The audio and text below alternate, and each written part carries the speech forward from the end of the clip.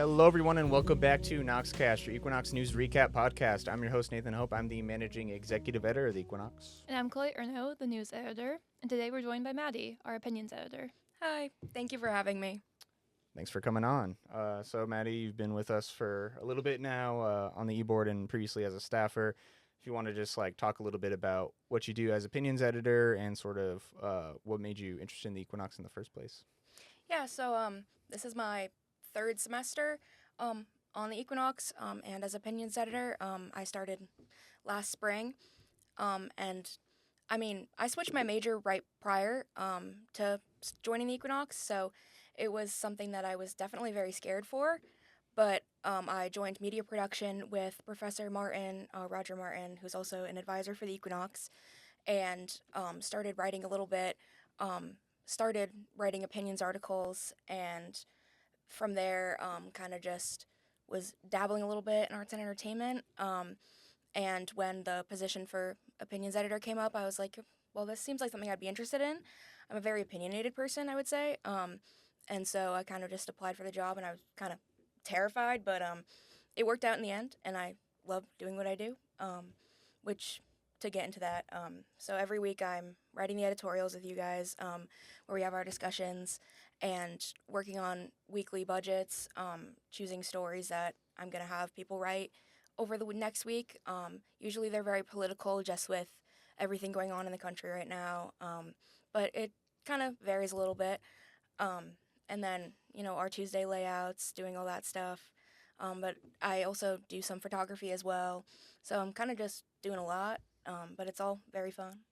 Yeah, and a lot of people think about, the Equinox and other news publications as this very hard news reporting, but also an important part of, I think, not just what we do, but what every publication has is, the opinion section, editorials in particular, where we're sort of saying as an editorial board what we think of, a certain topic on campus. Usually it is relating to campus issues, or at least something relating to higher education. And so, part of our tagline being the student voice, it's that's kind of where we speak the student voice through, in addition to just making sure that students know what's going on.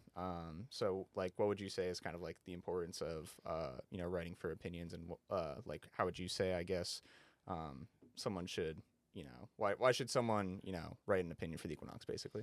You took some of the words right out of my mouth, but yeah, definitely, it's very important to have opinions. A lot of journalism is really thinking about, not including bias, making sure that you're leaving any of your own personal opinion out of it when you're reporting. And opinions, you're kind of just tossing that out the window, and writing what you feel and your opinion. And like you said, as a student voice of our campus, it's important that students get the opportunity to share their opinion, and that's a great way to do that, by writing an opinion. I mean, obviously right now a lot of the opinions you're reading are from me, which I'm sure can get a little annoying. Not everyone wants to hear my voice all the time or read it, but I think that just giving students the opportunity to, even if they want to come up with a topic themselves, it's something that they're very passionate about, it's important that their voice gets to be heard and that we can be an outlet for them. Definitely, yeah, and we're obviously more than open to any number of different viewpoints that anyone might want to express in an opinion, within just the bounds of libel and journalistic standards and stuff.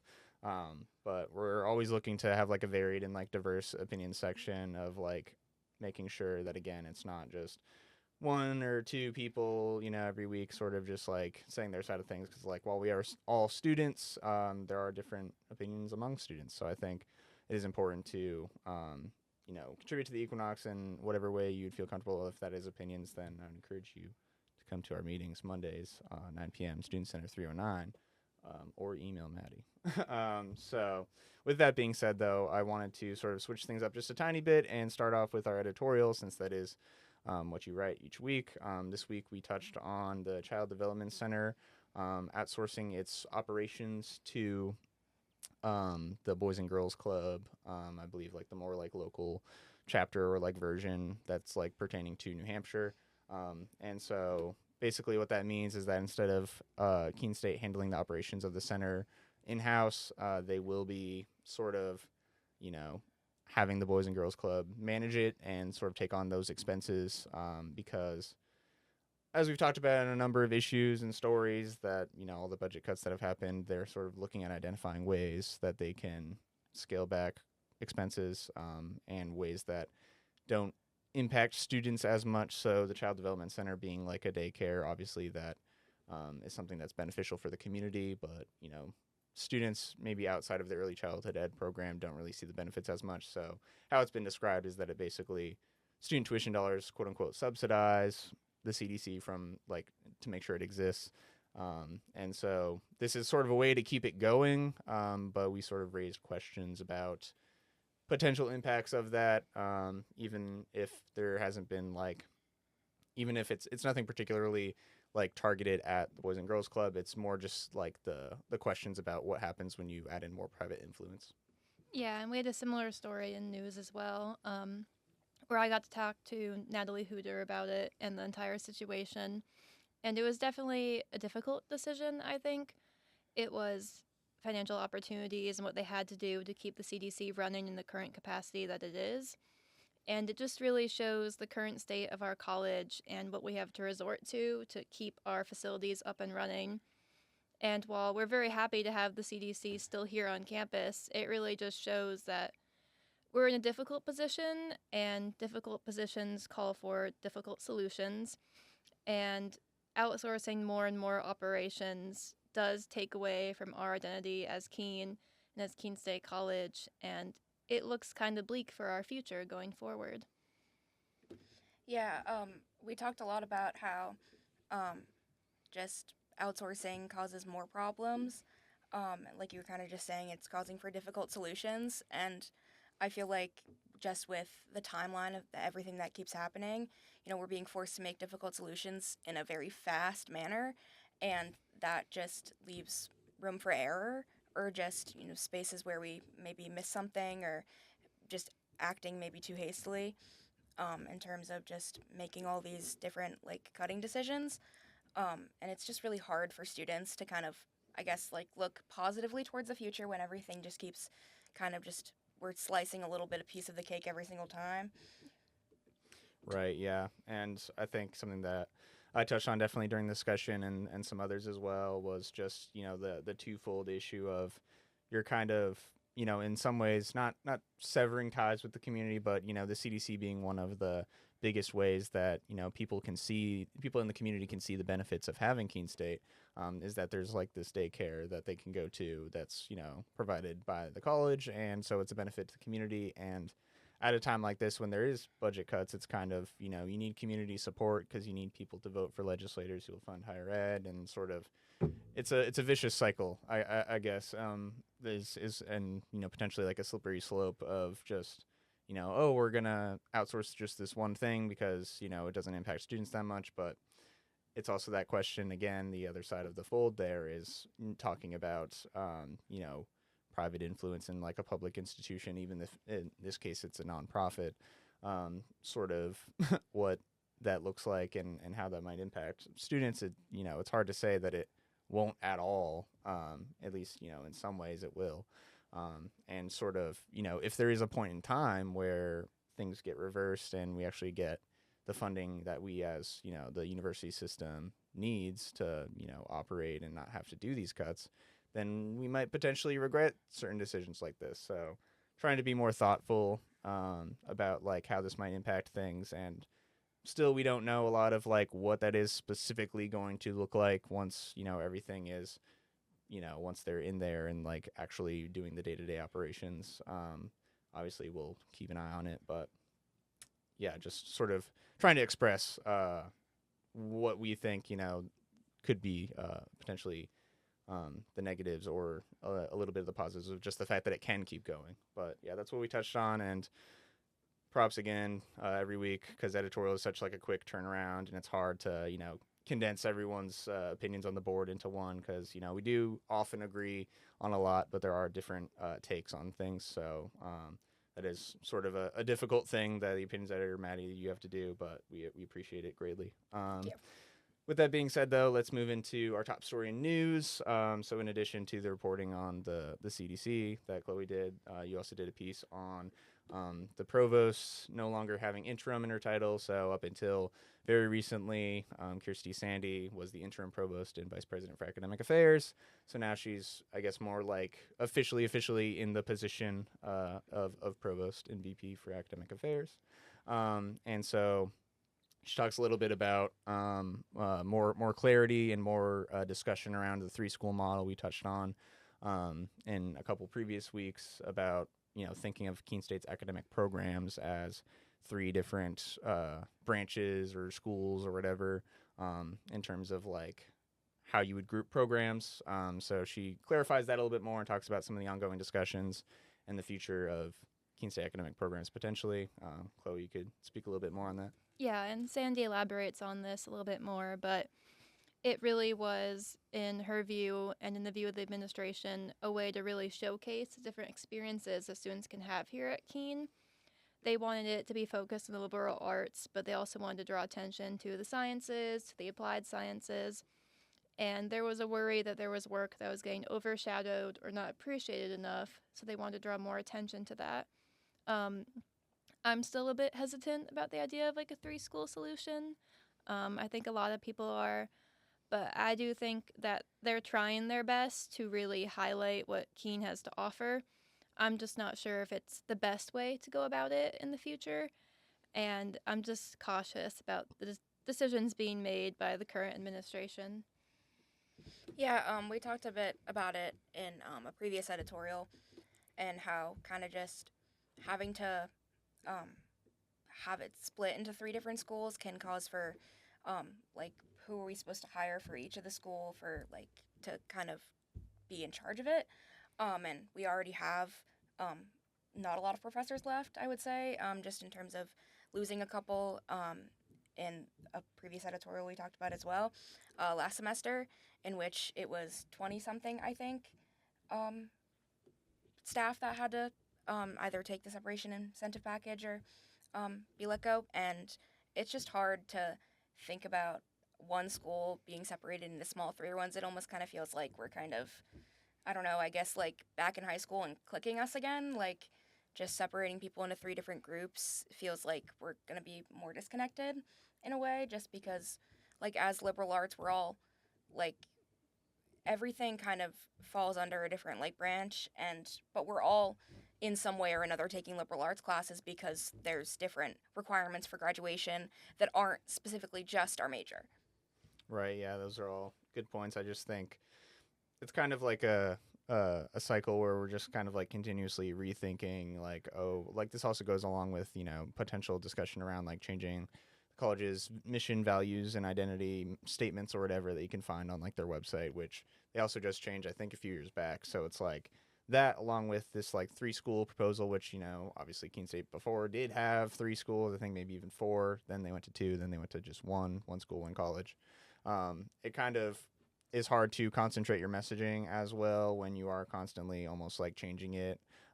Even though like the college itself, obviously it has changed, but like the core of having, the liberal arts, like being a public liberal arts college is that identity that it's always been under, having the variety of programs that it has, despite its size, and still kind of offering opportunities to students that you might not see at similarly sized institutions.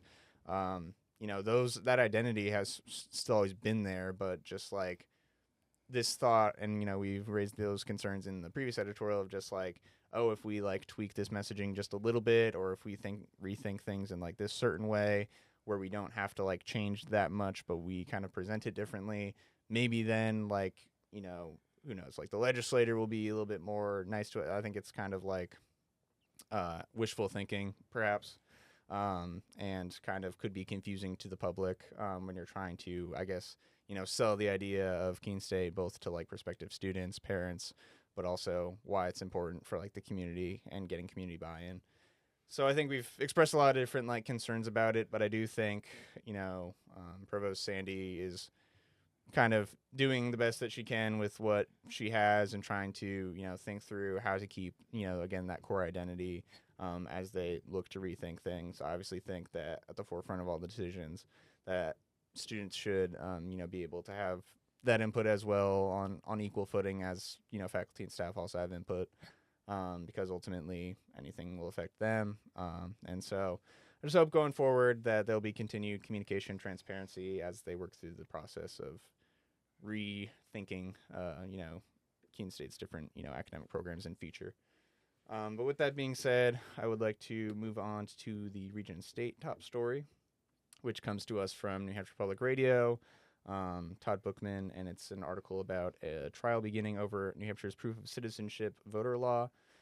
So this was a law that was passed and signed by then Governor Chris Sununu, which kind of mandated additional identification in order to prove that someone is a citizen for voting, among other restrictions. I think New Hampshire used to have the affidavit ballot, so if you didn't immediately have a certain form of identification, you could sign a legal affidavit saying that I will get that to you within X amount of days, and then you'd be able to vote still. So this is a law that kind of looked to or did restrict voting to a certain extent, and I know there was a lot of backlash back when it was passed, potentially maybe an opinion that was done about it back then, but this is sort of just another thing that's been pushed through under this Republican trifecta state government, and so it's going to court because people think that there should be some sort of legal justification, they need to argue how this is legal under the state laws and how it doesn't go further in restricting the right to vote than it potentially should based on the state constitution. Yeah, and I'm a Connecticut resident, so I've only ever voted in Connecticut, but I don't agree with the idea that we need further qualifications to vote to prove that we are allowed to. I think that that's a very controlling way to manage the government, and I think it definitely limits our own freedoms here in the live free or die state of all places. And I think it's also willing to ask, they're probably targeting certain people with this. I think they're probably targeting people who are against their politics, minority groups, if we know anything about how Republicans operate with these sort of laws. And it's a targeted attack, really. It's not because they're actually worried. It's just that they want to limit who is actually speaking out and who is voting. Yeah, I feel like, kind of going off of what you said, they are trying to kind of restrict the diverse voting groups that probably aren't going to be voting for them. And it's almost like a way to get a leg up. And it's just kind of frustrating to see because, I feel like if you're residing in New Hampshire, you should be able to vote in New Hampshire. I've voted in New Hampshire since I've graduated high school in Keene, and being able to do that at school is super convenient for me. I don't have to drive an hour home just to go vote in Concord. And a lot of students on campus are voting in Keene as well because, they live on campus, they're living in New Hampshire, they can vote in New Hampshire. And I think that these laws also kind of pose more difficulties for students that are trying to not vote in their home state because it's more convenient for them to vote where they're residing in at the moment instead of trying to get a absentee ballot or having to go home for different elections. And I mean, we have the midterm elections coming up in November, and I feel like depending on, I guess, where this legislation goes, it could make things a little bit more difficult for students on campus. Yeah, definitely. And to be more specific, this law in particular requires first-time registrants in New Hampshire to bring a passport, birth certificate, or naturalization papers to the polls. So New Hampshire does have same-day registration, which, not a lot of states do. Some do, but I think that's a great thing that we allow for that. But then at the same time now, if you want to do same-day registration, having to bring, your birth certificate or your passport is kind of just an additional kind of onerous restriction because not everyone just carries that around with them all the time. Most people don't. And it's kind of, sort of just setting that barrier from the outset, which discourages people from voting, I think. So I definitely share all those concerns. But some good reporting by NHPR there, and definitely something to keep an eye on as that trial continues. with that being said, let's move into our top story in student life, which is coverage of the annual Ice and Snow Festival in Keene. So this is a community event, not a college event, but something we always like to cover. It's a great opportunity for photos, which our webmaster Charlotte took, which turned out pretty well. But this is an event primarily where ice sculptors come and make different ice sculptures that kind of line downtown, of various different things, like, I don't know, like animals, and sometimes there's like brand specific ones for like certain establishments and stuff like that. Really cool event, and they have, you know, various other stuff that goes on during that day, but also just like a nice little thing, you know, especially during the winter months, which can be pretty harsh and make people not want to go out that much. I think it's a nice thing that we have where people might be encouraged to actually try to go to downtown and see what's going on. But yeah. Yeah, and I got to attend it with a couple of friends after the open house I was reporting on Saturday. And it was really pretty. I really enjoyed it. It was just really, really cold that day, too. So it was buying hats and mittens as you're walking across, looking at the ice sculptures. They were beautiful works of art, though. One of my friends got a couple of pictures, and it was an enjoyable experience despite how bitterly cold it was. Yeah, I didn't get to go this year. Kind of just forgot about it, honestly. But I remember driving through downtown last year, and it honestly amazes me, like just being able to sculpture something out of something that's natural and also like melting at the same time. But I mean, it was really cold, so my guess would be that none of those ice sculptures were melting. But it's definitely something really cool to see, and I mean, I'm always a big fan of artwork in general and just kind of putting it in downtown just for people to see. Right, yeah, and some good reporting again by student life editor Justin on that, and some great photos. So I was happy to see that. But with that being said, we can move on to our A&E top story, which comes to us from Arts and Entertainment editor Haley, and she covered a group of students who attended the Region 1 American College Theater Festival in Albany, New York, and they won an award there for their work on Bridges of Madison County, which is one of the productions that went on in the time frame of submission here.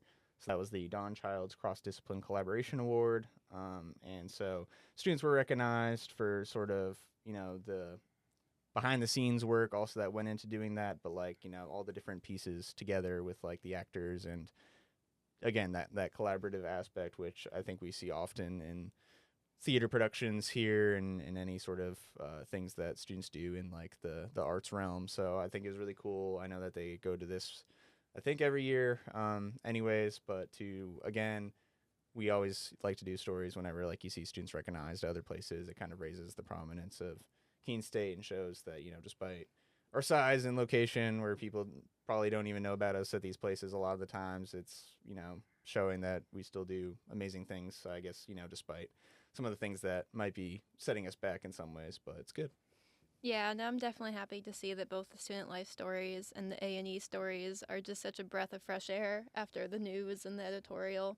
But we've spoken of this before, how great it is to see students recognized on our campus, especially on a smaller campus. Doesn't always get that kind of recognition, and they definitely deserve it. They work so hard for everything they do, and it's just great. It's great to give them that publicity and just to see them speak on it themselves. Yeah, I went to see Bridges of Madison County last semester, just because I mean, I love supporting the music department. I'm a former music major, dabbled in ensembles and lessons and stuff like that, and I love seeing the performances we put on here. They're always just so well thought out, and I'm always just so impressed by our students. I think that, I mean, Caroline and Kai did a great job, and love being able to see like live performances on campus. I mean, we're students, we get to see it for free. It's not like, I mean, I'm sure that it works pretty similarly at other campuses, but it's certainly an added plus just to kind of, you know, you're having a bored week and you can go see a show, and it's always a good time. I feel like our theater department does really well, and I'm glad that they got some recognition on that as well. I'm sure that was very exciting. Yeah, definitely. And also sort of bring that back to the discussion before about the editorial and like the community ties aspect. I feel like a big part of that, which fortunately we haven't lost, is all of the events that happen at the Redfern and all of like the productions and things that go on that a lot of community members often attend. So that's another example of like the great things, you know, a very low price in order to attend If you are like a community member, it's free for students, but like being able to just go there and, you know, see these like really high quality productions put on by college students, you know, you'd think like, oh, well, you know, it's nothing compared to like the professional level, but they get pretty close to, you know, that level of excellence. And so having that ties with the community where they're able to, you know, have a very vibrant arts space here, I think helps a lot, and helps people recognize why having Keene State College be where it is very beneficial. So I think that's another aspect that shouldn't be, that should be thought of when we think of stuff like this. With that being said, we're going to end off here with our sports top story. So this was a piece from newly elected administrative executive editor Jacob, former sports editor, and it's about the men's and women's swim and dive teams competing in the Little East Conference Championship, which I believe they're starting to compete today, Thursday, February 12th, when we're recording. So when this releases, they'll still be competing. It's a 3-day event, but these are two teams which often make it to the LEC Championship. They're very, you know, one of the most recurring successful teams, I guess, when you're talking about sports that happen around this time. So it's good to see that, you know, they once again made it to this level, and we just wish them the best luck. I think there's some great quotes in here from both the coach and I think a player, and so it's good to hear the perspective of everyone involved in sort of making sure the teams can continue in their success, and, you know, competing at, you know, a place, I believe they're competing away, and so again trying to show the prominence of Keene State and showing that we can keep on, you know, doing these great things at various aspects, including athletics. So some good reporting here by Jacob and some good photos by our staffer Amanda as well. Yeah, and we both spoken to this before, that neither of us are sports players, but it's always great to see our sports teams going so far and doing so well, especially at a smaller college. The same for everyone else here. It's just nice to get that publicity and to hear it from the coaches and the players themselves and how they feel about the situation is always so great too. They always have very insightful things to say about it, and I just think it's great. Yeah, I mean, I feel like our athletes here are waking up so early in the morning to, you know, go jump in the pool and practice in the mornings. Like, they're getting up at like 5 a.m., sometimes even earlier. And I feel like it's just going to show how hard they're working and that, you know, they made it to the Little East Conference and they're going to, you know, go out there, try their best. And I think it's just exciting to see, you know, positive things on the campus as well. And just know that, like, despite all of the academics that these students are doing, they're also just working really, really hard and in their respective sports. Yeah, definitely. So with that, that's all for the recap this week. But as always, I would like to extend a special thank you to the creator of the graphic for Noxcast, Elijah Fisher, our art director, to the composer of the music for Noxcast, our very own Equinox alum, Zach Keenan, and to the editor of Noxcast, our very own multimedia director, Noelle Hisgen. Until next time, thank you for tuning in. We'll be back next week with another news recap.